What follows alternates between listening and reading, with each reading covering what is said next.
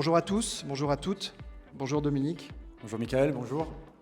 J'espère que vous allez bien, j'espère que vous avez passé un bel été, que vous avez pu profiter du soleil, de vos amis, de votre famille, des apéros, bref, toutes ces petites choses qui font de l'été la plus belle des saisons.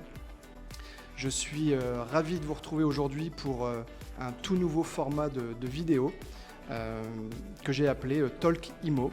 Alors Talk Immo, c'est de la vidéo conseil où je vais donc donner la parole à un professionnel de l'immobilier tel que Dominique aujourd'hui. Dans un seul et unique but, vous apporter vraiment des conseils pertinents et professionnels. Alors pourquoi j'ai décidé de faire Talk Immo ? Tout simplement parce que je me suis aperçu que moi, parler de mon métier, c'est quelque chose que je sais faire.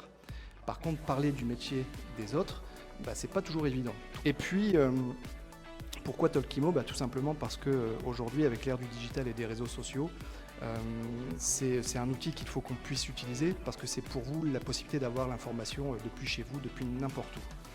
Et puis parce que notre métier est tellement changeant qu'aujourd'hui on se doit de vous apporter des conseils pertinents en temps et en heure parce que ce qu'on vous a dit il y a 6 mois ou il y a un an, c'est peut-être totalement différent de ce qu'on va vous présenter aujourd'hui. Et donc aujourd'hui, pour cette première vidéo, je suis ravi d'accueillir Dominique Morettini, qui est directeur et associé de Vous Financez Maubeuge et de MT Finance. Donc Dominique, avant de commencer Talk Immo, je vais te demander si tu peux te présenter ta société et nous expliquer qu'est-ce que tu fais au sein de Vous Financez et quels services vous êtes capable de proposer à nos clients. Je dis bien nos clients parce que généralement les clients que je peux avoir sont des clients que tu peux également avoir. Je suis Dominique Morettini, je représente la société donc Vous Financez Maubeuge, société qui a été créée en 2016 et qui est un cabinet de courtage en financement, donc spécialisé dans le financement des résidences principales de nos clients, enfin résidences principales, secondaires, locatives, voilà tout ce qui a trait au financement et aussi le regroupement de crédit. Donc nous avons ouvert en 2016 avec mon associé Stéphane Toupet et aujourd'hui nous sommes 5 en tout et pour tout, donc 5 collaborateurs et collaboratrices qui accompagnons au quotidien les projets de nos clients. Voilà. Écoute, merci pour cette présentation et quand je vois comment tu parles de ta société, je sais que tu es aujourd'hui vraiment un acteur local qui est connu et reconnu de par ses résultats et sa satisfaction client. Donc c'est vrai qu'aujourd'hui, je tenais vraiment à te recevoir pour cette première. Merci. Le but pour moi aujourd'hui, ça va être de te poser des questions liées à notre métier, donc l'immobilier et le financement immobilier. Mais avant de commencer à te poser des questions, est-ce que tu peux nous faire une rétrospective du premier semestre de 2022 ? Alors, pour parler rétrospective, et on va même remonter au-delà de ce premier semestre, les taux d'emprunt, les taux appliqués par les banques pour financer les projets des différents clients et des emprunteurs de façon générale, n'ont cessé de diminuer, et je vais dire, même si on reprend la courbe des taux depuis les années 2000, si on prend vraiment un historique assez lointain. Donc ces taux n'ont cessé de diminuer, les taux d'emprunt, pour arriver fin 2021, début 2022, et on va parler des durées les plus longues, 20 et 25 ans pour les durées d'emprunt.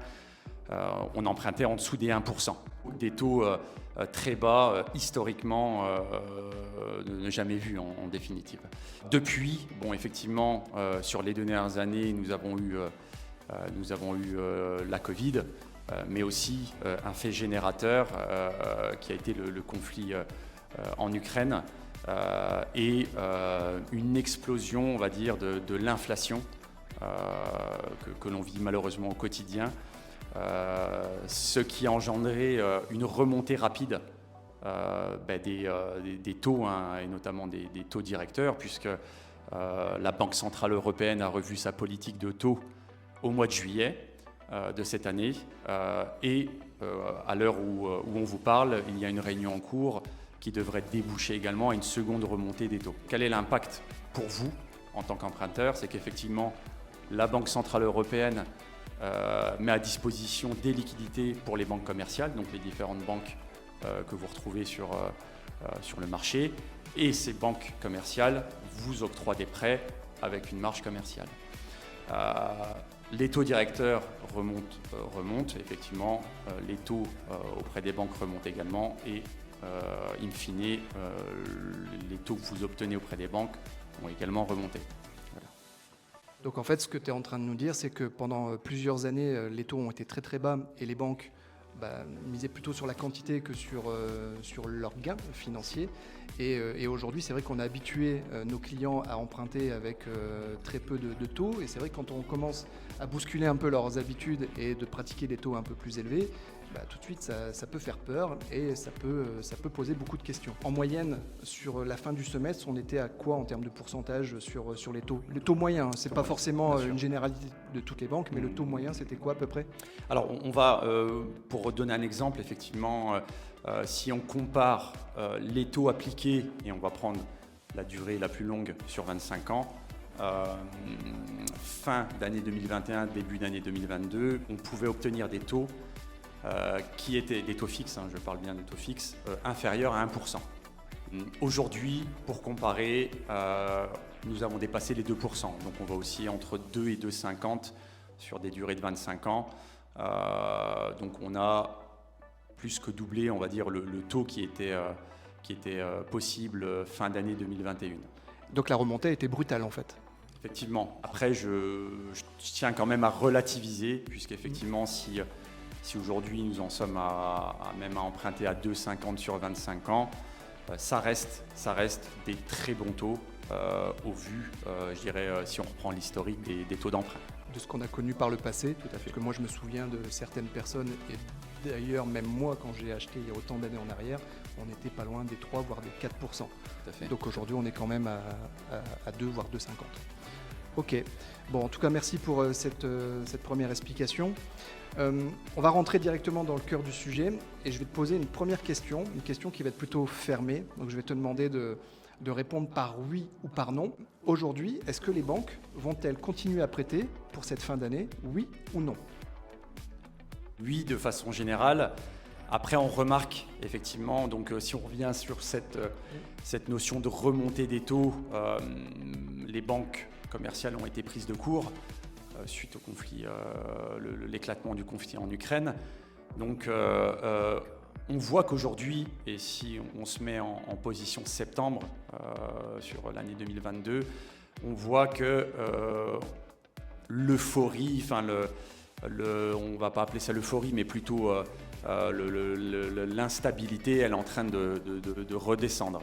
Puisqu'effectivement, sur le mois de septembre, on a quand même des banques qui maintiennent leurs taux par rapport au mois d'août, ce qui n'était plus le cas depuis le mois de février, puisqu'on n'avait que des phases ascendantes, voire certaines banques qui ont descendu leurs conditions par rapport au mois d'août.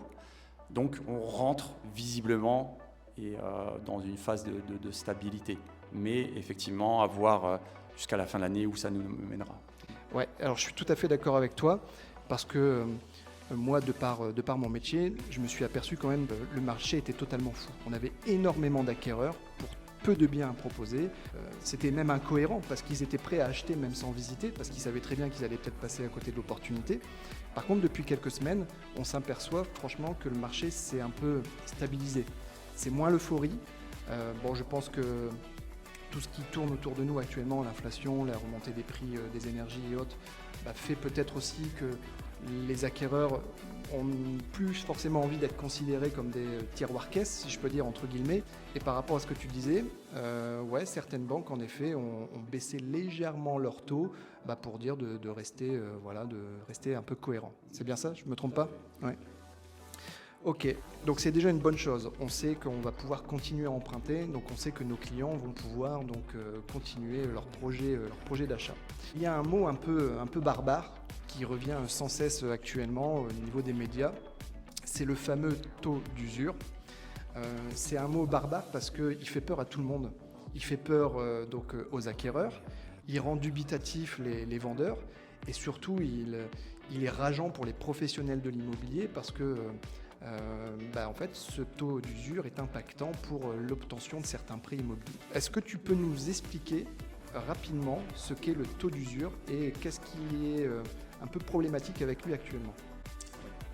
Alors effectivement, Michael, ce fameux taux d'usure qui est relayé maintes et maintes fois dans les médias et qui est sujet de controverse actuellement. Le taux d'usure, c'est un taux qui va limiter en fait, les possibilités pour la banque. Elle ne pourra pas vous prêter au-delà de ce taux-là. Ce taux-là est fixé par la Banque de France. Il est composé de plusieurs éléments. Le TAEG, taux annuel effectif global, il est composé de plusieurs lignes. Donc le taux d'emprunt, le taux nominal, mais également les frais de dossier bancaire, les frais de garantie, le coût de l'assurance et effectivement frais d'intermédiation si vous passez par un courtier.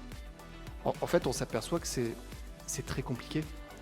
Quand on est dans ton domaine, tu gères ça d'une main de maître. Moi, je sais ce que c'est, mais je ne l'aurais pas si bien expliqué que toi. Et je me mets à la place des acquéreurs qui sont en face. C'est vrai que c'est très compliqué. Donc, je te laisse continuer, bien sûr, sur l'explication du taux d'usure, parce que tu vas le faire beaucoup mieux que moi.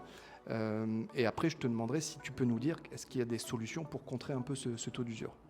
Ce fameux taux d'usure, effectivement, il est problématique actuellement, puisque nous sommes confrontés à une remontée assez violente des taux. Du coup, comme il y a un délai de latence d'1 trimestre pour la mise à jour des taux d'usure, les taux ont remonté rapidement, les taux d'emprunt, effectivement, on a un phénomène d'étranglement entre les taux d'usure qui reprennent, qui sont encore calés sur le mois de juillet, et les taux actuellement pratiqués par les banques. Ce n'est pas un phénomène nouveau, on en parle aujourd'hui de façon massive sur les médias, mais c'est un phénomène que nous rencontrions déjà dans les années précédentes, même quand les taux étaient très bas. Pourquoi ? Parce qu'effectivement, et on y reviendra après, l'assurance emprunteur peut être sujet à venir rendre usurier un crédit. Pourquoi ? Parce que comme il fait partie du calcul du taux d'usure, pour le peu que nous avions un client avec une pathologie médicale qui venait augmenter le coût de l'assurance emprunteur, on se retrouvait déjà avec des dossiers usuriers sur lesquels nous devions trouver déjà des solutions. Voilà. Ouais, donc tu l'as dit, le but c'est de trouver des solutions. Et si je comprends bien, le but c'est aussi que les banques fassent peut-être un effort sur cette assurance emprunteur pour dire d'éviter d'atteindre le maximum, le taux d'usure, tout simplement. Pour résumer le taux d'usure, en fait, c'est la rencontre entre l'évolution très brutale du taux fixe et le taux d'usure qui en lui-même, lui, évolue tous les 3 mois. Donc on sait qu'en fait, sur 3 mois, ça risque d'être problématique, mais ça peut vite se décanter par la suite. Donc si tu veux bien, sur cette explication du taux d'usure, je mettrai à disposition un tableau indiquant un peu la courbe entre le taux d'usure en 2017, au moment où là on était vraiment dans le meilleur du marché immobilier et surtout du meilleur du financement immobilier, et puis en 2022 où on voit que ça s'est même considérablement plutôt rétréci, là où on rencontre la difficulté aujourd'hui. Ça marche ? Bon, tu es courtier donc, en financement immobilier. Est-ce que tu peux nous dire aujourd'hui quels sont les avantages de passer par un courtier en financement immobilier ? Alors, effectivement, nous pratiquons ce métier, cette activité depuis 2016. L'idée de l'ouverture de cette agence en courtage, puisqu'on pratiquait du financement avant, mais pour un seul établissement, c'est de pouvoir avoir une vision à 360 degrés du marché. Et ce qui peut être frustrant en tant qu'ex-banque, lorsque nous étions dans les établissements bancaires, c'est de ne pas avoir de solution à proposer à son client, puisqu'on peut avoir une solution, mais qui ne peut pas être appliquée à tout le monde. Donc, parce que chacun a sa propre problématique au niveau de son projet d'achat. Donc vous étiez cantonné à votre solution, mais c'est vrai que là, en tant que courtier, vous travaillez avec plusieurs partenaires bancaires. C'est voilà. Pas ça. Voilà. Vision à 360 et aussi avoir des propositions pour l'ensemble de nos clients. Alors l'idée, bien entendu, c'est de travailler les conditions de prêt. Aujourd'hui, alors c'est pas l'objectif premier, si on compare les objectifs de nos clients entre 2019 où l'accès au crédit était, comme tu le disais Michael, facile, exactement, je pense que c'est le mot, et aujourd'hui en 2022 où l'accès au financement est plus compliqué, les objectifs de nos clients, lorsqu'on sonde un peu le marché, sont différents. Et ce qui ressort le plus, et encore plus je dirais sur l'agence de Maubeuge par rapport aux différents avis qu'on peut avoir de nos clients, c'est effectivement l'accompagnement. Donc c'est un mot qui a tout son sens. L'accompagnement déjà dans l'obtention d'un accord de crédit, puisque comme pour Michael et comme pour moi, ce sont des choses importantes dans la phase, dans je dirais la vie d'un dossier d'acquisition immobilière. Donc c'est trouver un accord, l'accompagnement, mais c'est aussi, bien entendu, obtenir les conditions les plus adaptées du marché en cours, mais également travailler, et là effectivement, tu parlais de possibilité de contrer le taux d'usure. Aujourd'hui, notre activité va également sur l'activité de courtier en assurance emprunteur. C'est une branche qui aujourd'hui est indissociable au courtage au financement, puisque c'est un levier important pour venir contrer le taux d'usure. Alors, il ne s'agit pas uniquement d'aller comparer des offres sur le marché entre différents assureurs pour savoir qui vous fera payer le moins cher, mais c'est également, c'est plutôt, je dirais, connaître nos partenaires bancaires, leurs attentes en matière de garantie exigée, et aussi, derrière, aller vous couvrir sur des garanties adaptées par rapport à votre vie au quotidien. Tout à fait, je suis d'accord avec toi. On a un devoir de conseil.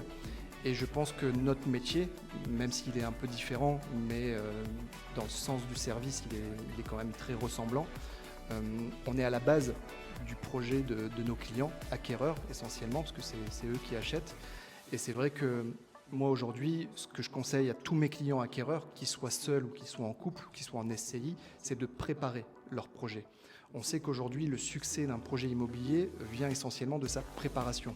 On sait pertinemment que quand on est bien préparé, on arrive plus facilement à se positionner et à valider les choses que quand on n'est pas préparé et que nous avons encore des questions et des doutes, généralement on n'arrive pas à avancer à un moment où on se bloque.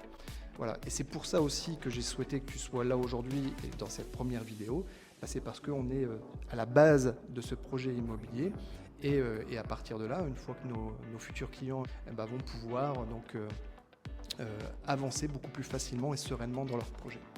En tout cas, merci pour toutes ces explications, c'est top. Dernière question, parce qu'après on va quand même les laisser retourner à leurs propres occupations. Est-ce que tu peux me donner quelques conseils, on va dire 3 conseils, à un couple d'acquéreurs ou à un acquéreur qui est à la base de son projet? Alors au niveau conseil, ce que je pourrais vous donner, et ça va être par rapport à la situation actuelle des octrois de financement auprès des banques, c'est bien entendu préparer et le préparer financièrement, votre projet. Aujourd'hui, et je vais parler plutôt de façon générale, parce qu'il y a quand même certaines banques qui acceptent des exceptions, un apport va être demandé sur votre projet d'acquisition de résidence principale. Donc un apport, effectivement, on parle souvent des frais de notaire, des frais de garantie, mais on va se cantonner aux frais de notaire. Ils représentent 7 à 8% du montant de votre acquisition, donc c'est déjà, vous voyez, une base pour pouvoir accéder à votre projet. Bien entendu, encore une fois, on peut appliquer des exceptions. Si vous avez de l'épargne de côté, il ne faut pas forcément l'injecter totalement dans un projet d'acquisition. Et ça, c'est nos conseils à nous en tant qu'ex-banquier et courtier. Souvent, nous avons des clients qui nous disent bon, j'ai rencontré un acteur financier qui m'a demandé de mettre la totalité de mon épargne dans le projet. Nous, on préfère, chez vous Financier Maubeuge, leur dire non. On préfère conserver de l'épargne, puisque tout le monde le sait, je pense que Michael aussi, lorsqu'on passe à la phase d'acquisition d'une résidence, nous ne sommes jamais à l'abri, je dirais, d'une réparation imprévue ou autre. Et ne serait-ce que les différentes taxes qui viendront en plus s'ajouter au projet. Garder un peu d'argent pour éventuellement pallier aux difficultés rencontrées par la suite, qui peuvent être des difficultés en tout genre. Les banquiers préféreront avoir un peu d'épargne de côté. Tout à fait. Donc préparation du projet d'un point de vue financier, rencontrer déjà un acteur pour parler endettement et capacité, puisque effectivement, même si les conditions évoluent rapidement, il est important je dirais, rencontrer ensuite votre partenaire et agent immobilier avec déjà une visibilité sur votre capacité financière. Je pense que c'est le début quand même d'un projet. Et puis, dernier conseil, venez rencontrer Vous financez Maubeuge. Eh ben, bah voilà, ça y est. C'est placé. Eh ben, écoute, c'est placé en plus avec classe, donc c'est top. En tout cas, je voulais te remercier pour toutes tes explications aujourd'hui, qui sont pas forcément évidentes à expliquer, parce que voilà, il y a beaucoup de choses à savoir. Je pense aujourd'hui que voilà, peut-être nos auditeurs auront eu des informations, peut-être qu'ils auront eu une piqûre de rappel, peut-être qu'ils auront appris des choses, bref, voilà, ils en feront leur propre affaire à ce niveau-là. Mais je pense sincèrement qu'aujourd'hui, s'ils ont besoin de venir rencontrer quelqu'un, tu en fais partie, j'en fais partie. Et encore une fois, c'est le principe de notre métier, c'est l'accompagnement, le devoir de conseil. Je préfère expliquer réellement les choses et de temps en temps peut-être annoncer une mauvaise nouvelle plutôt que de donner espoir à quelqu'un et au final ça n'arrivera pas. Donc voilà, je pense qu'il faut être totalement transparent et c'est ce qu'on a réussi à faire aujourd'hui ensemble. Merci beaucoup, Michael. Écoute, ce que je te propose, si tu es d'accord, c'est parce qu'on l'a dit tout à l'heure, ce qu'on dit aujourd'hui ne sera peut-être plus valable dans 6 mois ou dans 1 an. Si tu veux bien, on fera une vidéo Talkimo d'ici quelques mois, où je pourrais peut-être venir chez vous dans vos locaux, si tu l'acceptes, pour pouvoir échanger une nouvelle fois et apporter les conseils à nos clients. Bien sûr, avec plaisir, avec grand plaisir. Merci à toi, Dominique. Merci, Michael. Merci à tous d'avoir tenu cette vidéo jusqu'au bout. C'était la première de Talkimo, Nidéal Immobilier et Vous financez Maubeuge. Merci à tous. Merci.